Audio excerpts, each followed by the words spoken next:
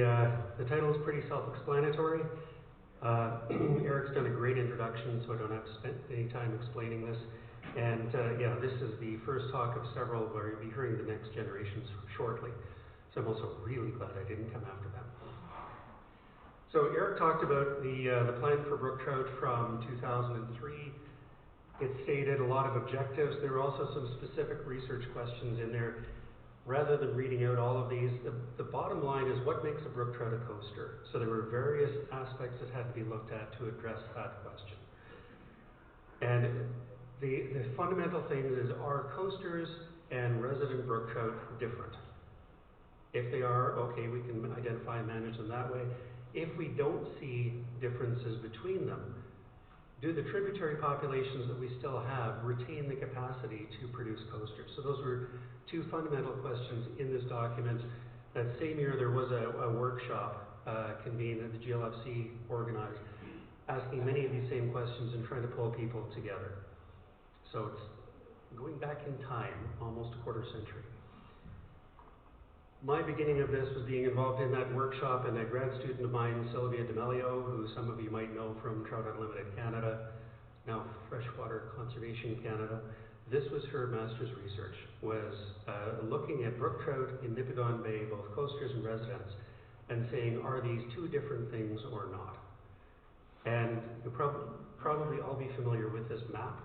The blue shows where coasters used to be, and then the tiny little red dots that are hard to see were the remnant population. So this is back in 2000.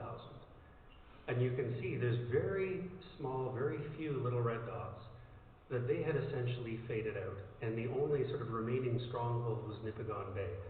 So this is where Sylvia focused her master's work. And by the way, you probably picked it up from Eric's talk already, we're talking about, this is a good news story.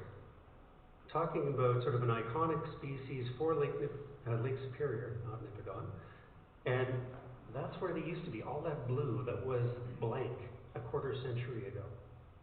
And now we're seeing them again.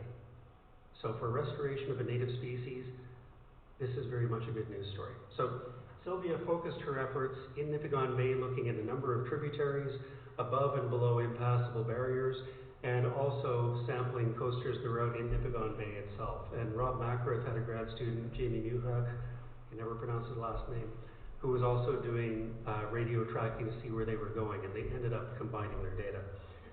But the bottom line was, when we looked, essentially Nipigon Bay, the brook trout are a metapopulation. That it wasn't one population per tributary.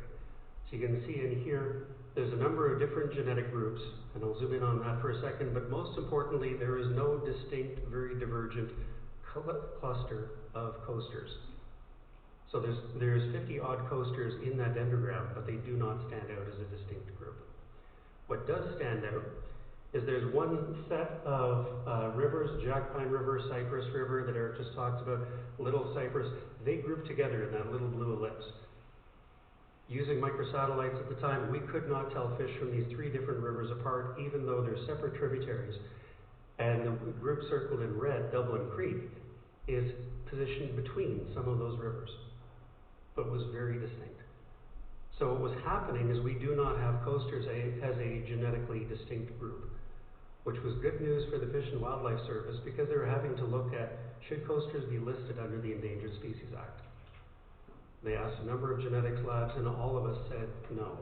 There is nothing to say they're a genetically unique group based on the tools of the day. So what we have is this metapopulation. These are not independent entities, they are interdependent.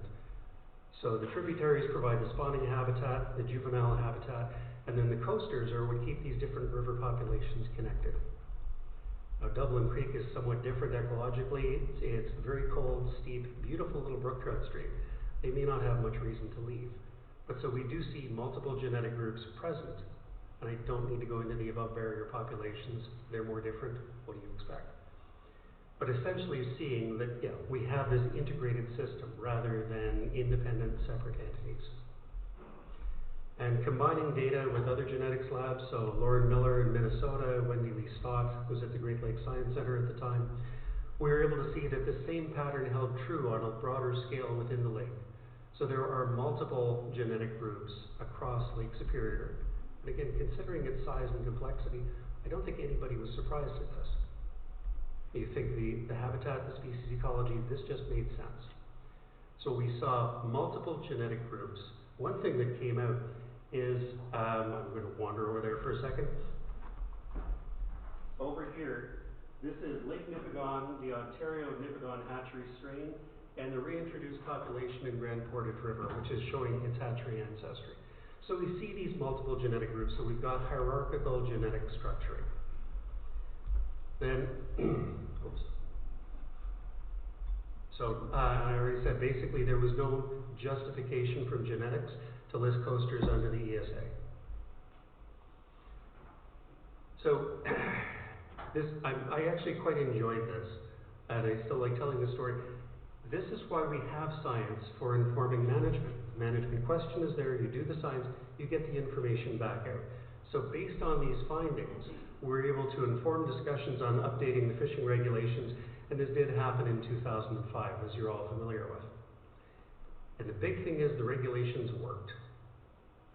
So had the regulation changed, or said, went up to 56 centimeters minimum or 22 inches for retention, catch and possession limit. And a few years later, we start seeing coasters. So from samples that were collected in 2008, 2009, there was something over 200 coasters analyzed.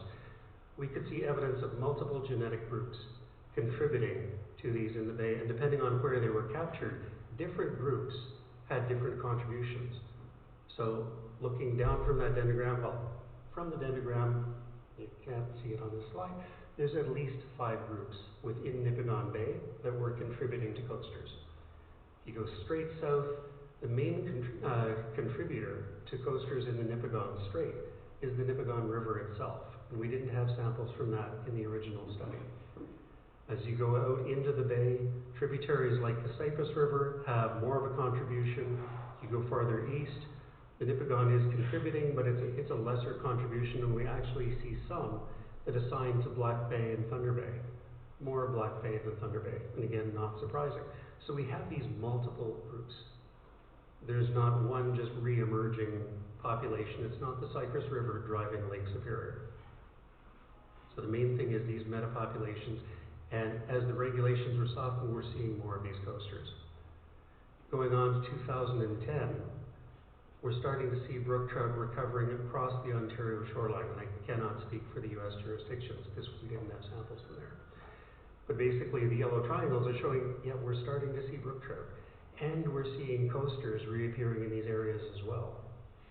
And when we looked at their genetics, again, this is with microsatellite data, what was consistently showing up is the coasters were coming from the local stream populations. So here, the coasters are shown in blue, the tributary populations in black, and they're matching up. So coasters in Thunder Bay, no surprise, they're coming from Thunder Bay tributaries. Black Bay, same thing.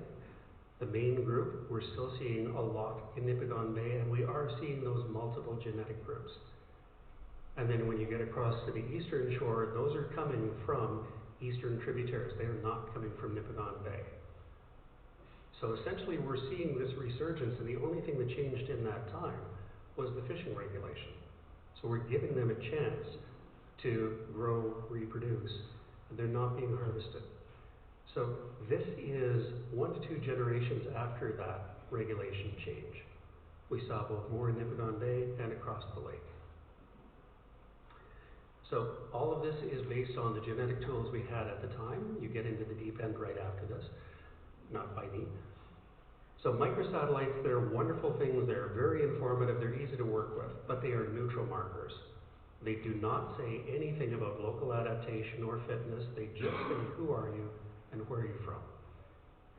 And genetic techniques have advanced a lot since then. We're now into the genomics era, which frankly a lot of that is over my head.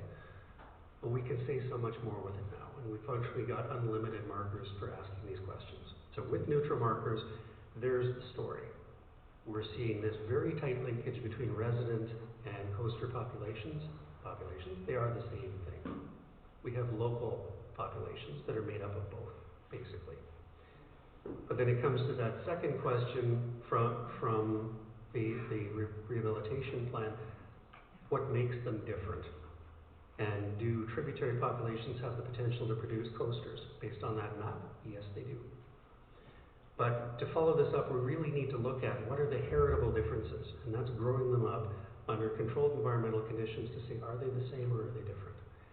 And then now that we have the genomic data, you'll get to hear about that shortly. So in the early days of genomics, we had to go with this, looking at brook trout and coasters from Nipigon Bay. Doing genome sequencing, we came up with just under 5,000 informative SNP markers, single nucleotide polymorphisms. You'll hear more about those. And of these 4,700 and some, there were 11 that showed differences between the coaster and resident ecotypes. So it's less than 1%. So there may be something there, but over 99% similarity. So we have shared gene pools and potentially disruptive selection on different environments. So what we observe may be an artifact of where they were caught. And essentially the same thing without taking a detour through this. When we solve for multiple genetic groups, we see evidence of multiple gene pools in the bay and contributing to coasters. And again, for this sample set, the Cypress River was the major contributor. We didn't have the Nipigon River samples to compare against. So the story did not change in terms of spatial structure and diversity. The important part and the hard part was doing controlled breeding experiments and raising them up under controlled conditions. So the GLFC funded a project that Krista Nichols, who was at Purdue at the time, now she's back with NOAA, she spearheaded, Rob McLaughlin at Guelph and Rob Mackworth and I from the Ontario MNR. We went out and did wild spawn collections with the goal of creating families, rearing them at the Ontario Research Hatchery to see, could we see heritable difference in growth, size and age of maturity, behavior, metabolism? Is there something fundamentally different between a coaster and a resident? And it was hard. A lot of fun though. So here you can see coasters on the left, residents on the right. That one poor fish in the top right, that was the one resident female we could find. And we confirmed these using stable isotopes for the residents that they actually were. We were not able to do the factorial mating design that we hoped for, which would have been much stronger. We had to do a fallback, since we had one resident female and that was it. We ended up creating a bunch of maternal half-sibling crosses. So take eggs from one coaster female, half the eggs are fertilized with a resident male, like that little guy in the bottom right, and half by a coaster male. So looking at the two males, if there's heritable differences, you'd think we would see it in their children. We really didn't. So here, black or gray is showing the pure coaster families, red is their half-siblings, so same mother, but a resident father. Really not seeing differences in growth, so that's a good way to hint. Length on the top, weight on the bottom. There's a tiny difference in females, that they don't grow quite as big by age 5 and they're heavier. But it's subtle. There is a heritable component to that, but overall, it's male-mediated. There's really nothing significant between the two. Rob McLaughlin had a series of grad students looking at behavior, and rather than taking through all of it, the take-home message is there really isn't difference between the two types. There were differences based on who the mother was, but not between who the fathers were. So we saw differences in behavior, shy versus bold, propensity to move, but it wasn't driven by whether the father was a coaster or a resident, it was driven by the mother. And going as deep as I'm going to go for today, short on time, even looking at gene expression, yes, there were differences, but again, no clear pattern. So we saw differences based on who the father was, and as we were growing them up and by age. So each of these ellipses, on the left, it's pure coasters, female and male, and then on the right, coaster resident families, female and male. Each group showed its own distinctions. So there again, bottom line, there's no clear answer, even in gene expression. So same genes, was there a difference in what's being turned on and off? And it was driven more by gender and age than anything else. So you're starting to get the picture here. These are two different forms of the same thing. The one thing that did turn up, and there really isn't time to go into it, there was one gene that seemed to be strongly linked to behavior, propensity to move, whether upstream or downstream. And a very similar gene has been linked to speciation in African cichlids. So I'm personally intrigued by this, but I really don't think we need to manage coasters and residents lake-wide based on one marker in a genome. That would be definite overkill. So it's something I've been talking with Nadia, encouraging her to pursue. There are some differences, but they're retained in the populations themselves. So the bottom line is, these things are two different forms from the same source, and we can manage accordingly. So despite all of that detail, the real take-home message: tributaries can produce coasters given the opportunity. We're seeing resurgence where the regulations are allowing the populations to recover. So the goals that were set out in that document 20-odd years ago, they are potentially achievable if we give the fish a chance. Thank you.